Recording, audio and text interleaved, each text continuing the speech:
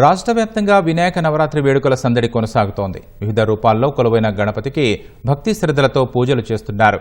రంగురంగుల విద్యుత్ కాంతులతో అందంగా అలంకరించిన మండపాలు విశేషంగా ఆకట్టుకుంటున్నాయి. మరోవైపు నిమజ్జనానికి జోరుగా ఏర్పాట్లు జరుగుతున్నాయి. పల్లెలు, పట్టణాల్లో ఏర్పాటు చేసిన గణపతి విగ్రహాలు చూపరులను అమితంగా ఆకట్టుకుంటున్నాయి. భాగ్యనగరంలోని పలు ప్రాంతాల్లో విభిన్న రకాల గణేష్లు కనువిందు చేస్తున్నాయి. బేగం బజార్, గోషామహల్లోని విగ్రహాలు విశేషంగా ఆకట్టుకుంటున్నాయి. మానసా సరోవర్ హైట్స్ లో మానసా సరోవర్ ఆధ్యాత్మిక కమిటీ ఆధ్వర్యంలో ముంబై నుంచి గణనాథుణ్ణి తీసుకువచ్చి ప్రత్యేక పూజలు చేశారు. చిన్నారుల నృత్యాలు, నాటికలు అపార్ట్మెంట్ వాసుని అలరించాయి. మరోవైపు నిమజ్జనానికి ముమ్మరంగా ఏర్పాట్లు జరుగుతున్నాయి.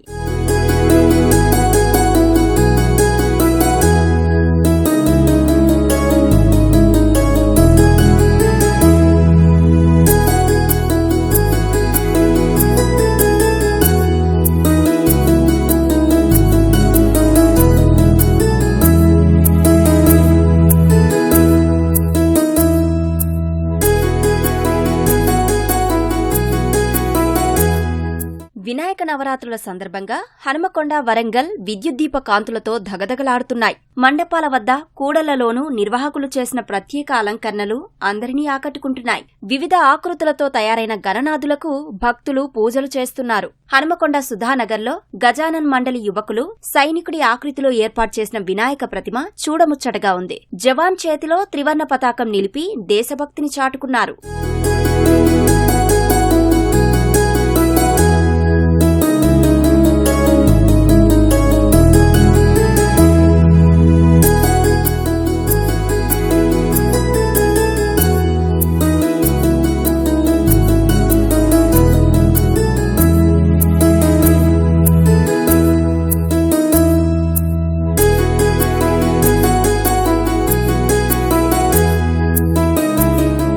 వినాయక నవరాత్రుల వేడుకలు చిన్నారుల్లో ఉత్సాహాన్ని నింపుతున్నాయి. జగిత్యాల జిల్లా మెట్పల్లిలో చిన్నారులకు నృత్యాలు, పాటల పోటీలు నిర్వహిస్తూ పిల్లల్లో దాగి ఉన్న నైపుణ్యాలను వెలికితీస్తున్నారు. నిజామాబాద్ జిల్లా డిచ్పల్లి తెలంగాణ యూనివర్సిటీలోని ఓల్డ్ హాస్టల్లో ఏర్పాటు చేసిన వినాయక మండపంలో అర్బన్ ఎమ్మెల్యే సూర్యనారాయణ ప్రత్యేక పూజలు నిర్వహించారు. సూర్యాపేట జిల్లా మద్దిరాల మండలంలోని జిల్లా పరిషత్ ఉన్నత పాఠశాలలో ప్రాజెక్టు పనిలో భాగంగా విద్యార్థులు మట్టి గణపతిని తయారు చేసి పూజలు చేశారు.